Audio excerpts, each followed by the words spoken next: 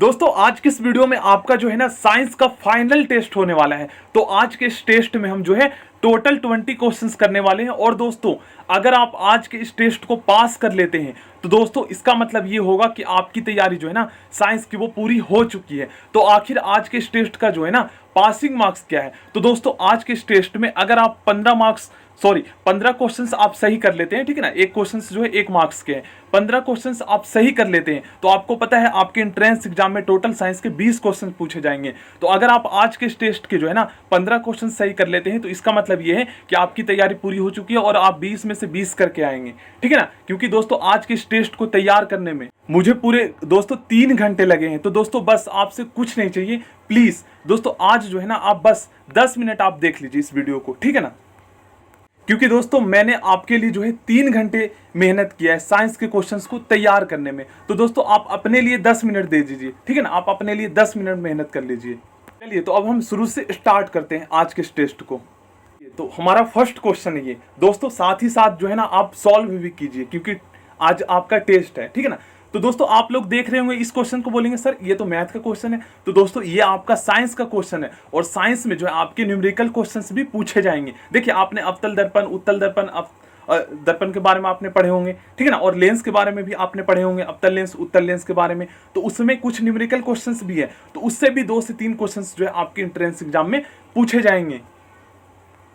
देखिए फ्रेंड्स, ये जो क्वेश्चन है ना ये आप 10 सेकंड में कर सकते हैं या फिर आप मन में ही इसको सॉल्व कर सकते हैं। सबसे पहले दोस्तों 2 चीजें आपको पता होना चाहिए। अवतल लेंस की जो फोकस दूरी होती है ना वो ऋणात्मक होती है। मैंने आपको इसके क्वेश्चंस करवाए थे। क्वेश्चंस आ सकता है कि उत्तल लेंस की फोकस दूरी क्या होती है, ऋणात्मक होती है, धनात्मक होती है। तो उत्तल लेंस की फोकस दूरी धनात्मक होती है, ठीक है ना। अब देखिए दोस्तों इस क्वेश्चन में बोला गया है कि उस लेंस की फोकस दूरी ज्ञात कीजिए जिसकी क्षमता जो है ना, देखिए यहां पर दिया गया -2.0 डायोप्टर। और क्वेश्चन ये भी बन सकता है कि किसी लेंस की क्षमता को किस में मापा जाता है। तो लेंस की क्षमता का एसआई मात्रक जो होता है ना वो डायोप्टर होता है। तो देखिए यहां पर लेंस की जो क्षमता दिया गया है वो डायोप्टर में दिया गया है। तो -2.0 मतलब कि -2 डायोप्टर जो है ना लेंस की क्षमता है, मतलब पी मतलब पावर, ठीक है ना, ये है। अब दोस्तों सबसे पहले एक चीज देखिए, लेंस की क्षमता जो ये माइनस में है। अब आपको पता है, अब देखिए यहां पर अवतल लेंस की फोकस दूरी ऋणात्मक होता है, ये हमें पता है। यह किस प्रकार की लेंस है। तो सबसे पहले तो दोस्तों हमें क्या पता करना है, सबसे पहले हम फोकस दूरी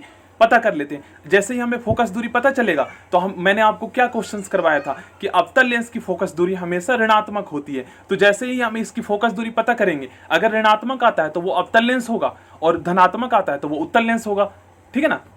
इस तरीके से कर सकते, पी हमारा क्षमता हो जाएगा और यहाँ पर 1/f मतलब कि 1/में में फोकस, और फोकस दूरी हमेशा जो होता है ना मीटर में होता है, मीटर में याद रखिएगा। पी हमारा क्या है -2 है, बराबर में 1/में में फोकस दूरी हमें फाइंड करना है, एफ हमें नहीं पता। सिंपली दोस्तों आप इसको क्रॉस मल्टीप्लाई कर दीजिए, ठीक है ना। जब आप इसको क्रॉस मल्टीप्लाई करेंगे, देखिए इसको जब आप क्रॉस मल्टीप्लाई करेंगे, ठीक है ना, ऐसे, तो यहाँ पर -2f आ जाएगा, बराबर में 1 आ जाएगा। अब यहाँ पर 2f से मल्टीप्लाई हो रहा है फोकस दूरी से, तो इधर आकर भाग में हो जाएगा। तो ठीक है ना, f बराबर में हमारा क्या आ जाएगा, 1/में -2। अब इसको इससे काटेंगे तो हमारा -0.5 आएगा।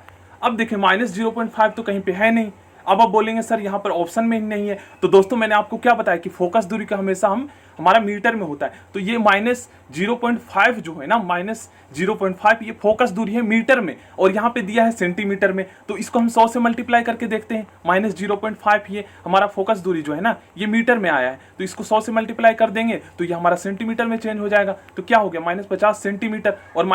और आपको बताया था कि अवतल लेंस की फोकस दूरी हमेशा क्या होता है, ऋणात्मक होता है। तो ये हमारा अवतल लेंस हो जाएगा, ठीक है ना। चलिए नेक्स्ट क्वेश्चन करते हैं। ये बहुत ही ज्यादा इजी है, ठीक है ना। 2 क्वेश्चंस आपके लिए भी होगा तो आपको सॉल्व करना होगा, ठीक है ना। एक उत्तल लेंस की क्षमता जो है ना 4 डायोप्टर है। आपको पता ही है कि लेंस की क्षमता को हम डायोप्टर में मापते हैं। सबसे पहले तो इसकी फोकस दूरी क्या होगी, हमें फोकस दूरी ही फाइंड करना है। सिंपली दोस्तों यहाँ पे आपको 4 रख देना है, मतलब कि क्षमता जो है 4 डायोप्टर में दिया है, और इसको फोकस दूरी फाइंड करके जो है इसका आंसर आप लोगों को कमेंट बॉक्स में बताना है। देखिए इस क्वेश्चन को सॉल्व करने के लिए जो है जल्दी से मैं आपको बता देता हूं। सिंपली ये लगाना है आपको, और देखिए ये जो है ना फोकस दूरी सेंटीमीटर में दिया, और हमेशा फोकस दूरी का हम मीटर में मापते हैं। तो 25 सेंटीमीटर को आपको जो है मीटर में चेंज करना है, ठीक है ना। मीटर में चेंज करने के लिए यहाँ पर भाग देना होगा, और अगर सेंटीमीटर में करते तो मल्टीप्लाई होता। अब भाग देंगे तो कितना आएगा, 0.25, ये हमारा मीटर में आ जाएगा 0.25, ठीक है ना। यहाँ पे रखेंगे, देन उसके बाद इसको जो है सॉल्व करेंगे और इसका आंसर आप लोग कमेंट बॉक्स में बताएंगे। चलिए मैं ही कर देता हूँ जल्दी से। देखिए पी हमारा क्या है, हमें क्षमता पता करना है, पावर नहीं पता, ठीक है ना, और मीटर में में हमने जब चेंज किया सेंटीमीटर को तो 0.25 आ गया, ठीक है ना। अब देखिए इसको आप सॉल्व करेंगे तो हमारा जो इसकी क्षमता पता चल जाएगा। तो देखिए पॉइंट हटा के 2 जीरो ऊपर लगा सकते हैं, 25 से कम 25, 25 चौक 100, 4 डायोप्टर, और क्षमता को हम डायोप्टर में मापते हैं, लेंस की क्षमता कैसा ही मात्रक डायोप्टर है 4। अब आप स्टूडेंट बोलेंगे कि सर आपने जो है इस तरीके से कैसे कर दिया, 25 को आपने मीटर में चेंज कर दिया 0.25, तो ये तो हमें पता है, चलिए ये मान लिया, बट सर आपने पॉइंट हटा के 0 पर कैसे लगा दिया। तो देखिए दोस्तों एक जो है ना ये हमारा भाग हो रहा है 0.25 से, बटे का मतलब यही होता है, पॉइंट हटाइए और यहाँ पे एक लिखिए पॉइंट की जगह पे और जितनी संख्या उतना 0 लगा दीजिए, और ये हमारा भिन्न का भाग हो गया ना। भिन्न के भाग में सेकंड स्टेप में क्या होता है, ऊपर 100 चला जाएगा और नीचे 25 आ जाएगा, जब मल्टीप्लाई होगा 1/1 मल्टीप्लाई में 100 ऊपर और नीचे 25, 25 से काट दीजिए, 25 कम 25, 25 दूनी 50, 25 चौक 100 हो जाएगा हमारा 4 डायोप्टर। ये क्वेश्चंस आपके लिए है और बताना है ये किस प्रकार की लेंस है, ठीक है ना, कौन सी लेंस है। और अगर फोकस दूरी अगर प्लस में आएगा तो आपको मैंने बता दिया है, जिस लेंस की फोकस दूरी धनात्मक होता है उसको हम क्या कहते हैं। तो इसका सॉल्व आपको करके आंसर बताना है कमेंट बॉक्स में। तो हमारे यहाँ पर क्वेश्चन स्टार्ट होता है, रडार का उपयोग किसके लिए किया जाता है, ठीक है ना, यहाँ पर के लिए लिख लीजिएगा, किसके लिए किया जाता है। तो दोस्तों रडार का उपयोग जो है ना, हमारा ऑप्शन भी राइट आंसर हो जाएगा, ठीक है ना। और सोनार का उपयोग किसके लिए किया जाता है, इसका आंसर आप लोग कमेंट बॉक्स में बताएंगे, क्योंकि ये क्वेश्चन मैंने करवाया है, ठीक है ना। हमारा क्वेश्चन नंबर 6 है, ग्रहों की गति का नियम किसने प्रतिपादित किया, ठीक है ना, ग्रहों की गति का नियम। तो दोस्तों इसका राइट आंसर जो हो जाएगा हमारा ऑप्शन बी, केपलर ने। क्वेश्चन नंबर 7 है हमारे यहाँ पर, पृथ्वी तथा अन्य ग्रह सूर्य के चारों ओर चक्कर लगाते हैं, यह सबसे पहले किसने प्रमाणित किया था। दोस्तों इसका राइट आंसर हो जाएगा कोपरनिकस ने। क्वेश्चन नंबर 8 है हमारा दोस्तों, सूर्य की सतह का तापमान, ठीक है ना, कितना होता है। तो दोस्तों इसका राइट आंसर होगा हमारा 5800 डिग्री सेंटीग्रेड। दोस्तों इसका जो है ना यहाँ पर 5800 से लगभग 6000 सेंटीग्रेड तक होता है, तो अगर 6000 भी आए तो वो भी हमारा राइट आंसर होगा, ठीक है ना। और अगर ऑप्शन में 5800 दे रखा हो तो वो भी हमारा राइट आंसर होगा। देखिए दोस्तों क्वेश्चन नंबर 9 मोस्ट इंपॉर्टेंट, साबुन के पतले झाग जो फेन होते हैं, फेन में चमकदार रंगों का बनना किस परिघटना का परिणाम है। तो दोस्तों इसका राइट आंसर होगा बहुलित परावर्तन और व्यतिकरण, ऑप्शन ए इसका राइट आंसर होगा। क्वेश्चन नंबर 10 है हमारे यहाँ पर, लॉ ऑफ फ्लोटिंग सिद्धांत की खोज किसने की थी। तो दोस्तों इसका राइट आंसर होगा आर्किमिडीज ने। क्वेश्चन नंबर 11 करते हैं, जल से भरे एक बीकर में एक सिक्का ऊपर उठा प्रतीत होता है, यह परिघटना किस गुण के कारण होती है। तो दोस्तों इसका राइट आंसर होगा प्रकाश का अपवर्तन के कारण। दोस्तों question number 12 most important question. दोस्तों देखिए यहां पे हमें बताना है ना इसमें से आखिर कौन से कथन जो है सत्य है, ठीक है ना। सबसे पहले दोस्तों हम ध्यान से पढ़ते हैं, निकट दृष्टि जिसे हम मायोपिया बोलते हैं, निकट दृष्टि वाला व्यक्ति दूरस्थ वस्तुओं को सुस्पष्ट से देख सकता है परंतु निकट वस्तुओं को स्पष्टता से नहीं देख सकता। तो सबसे पहले दोस्तों मैंने आपको डेफिनेशन में बताया था कि निकट दृष्टि दोष का डेफिनेशन क्या होता है। देखिए निकट दृष्टि दोष में जो होते हैं ना, निकट स्थित वस्तु को हम साफ देख पाते हैं, मतलब कि देखिए निकट दृष्टि दोष ये जो शब्द है ना, इससे आपको लगेगा कि निकट दृष्टि दोष का मतलब निकट स्थित वस्तुओं को हम साफ नहीं देख पाते, बट दोस्तों इसका अपोजिट होता है। निकट दृष्टि दोष में जो है ना हम निकट स्थित वस्तुओं को ही साफ देख पाते हैं, निकट स्थित वस्तुओं को ही हम साफ देख पाते हैं, ठीक है ना, और दूर की वस्तु को हम साफ नहीं देख पाते। और दीर्घ दृष्टि मतलब कि दूर दृष्टि दोष में क्या होता है, दूर दृष्टि दोष में हम दूर की वस्तुओं को ही साफ देख पाते हैं। बट देखिए इस शब्द से हमें पढ़ने से हमें ऐसा लगता है ना, दूर दृष्टि दोष दीर्घ दृष्टि दोष, इसका मतलब कि दूर की वस्तुओं को साफ नहीं देख पाते होंगे जिनको दूर दृष्टि दोष हुआ होगा। बट दोस्तों इसका उल्टा होता है, हम दूर की वस्तुओं को ही साफ देख पाते हैं। तो ये भी कथन हमारा गलत हो जाता है और ये भी हमारा कथन गलत है यहाँ पर। और जरा दूरदर्शिता का मतलब है ऐसे व्यक्ति जिनको निकट दृष्टि दोष और दूर दृष्टि दोष दोनों हो गया हो। देखिए जरा दूरदर्शिता वाला व्यक्ति निकट वस्तुओं को बिना संशोधक चश्मे के देख सकता है। तो दोस्तों निकट दृष्टि दोष वाले जरा दृष्टि और दूर दृष्टि जिनको होते हैं उनको जो है ना निकट दृष्टि और दूर दृष्टि जिसमें अवतल लेंस और उत्तल लेंस दोनों का प्रयोग किया जाता है, ठीक है ना। तो यहां पर आखिर कौन सा कथन मतलब कि सत्य होगा, तो इनमें से कोई नहीं, ठीक है ना, ये हमारा राइट आंसर हो जाएगा। तो इसीलिए दोस्तों मैंने आपको ये सारी चीजें पहले आपको पढ़ाया था।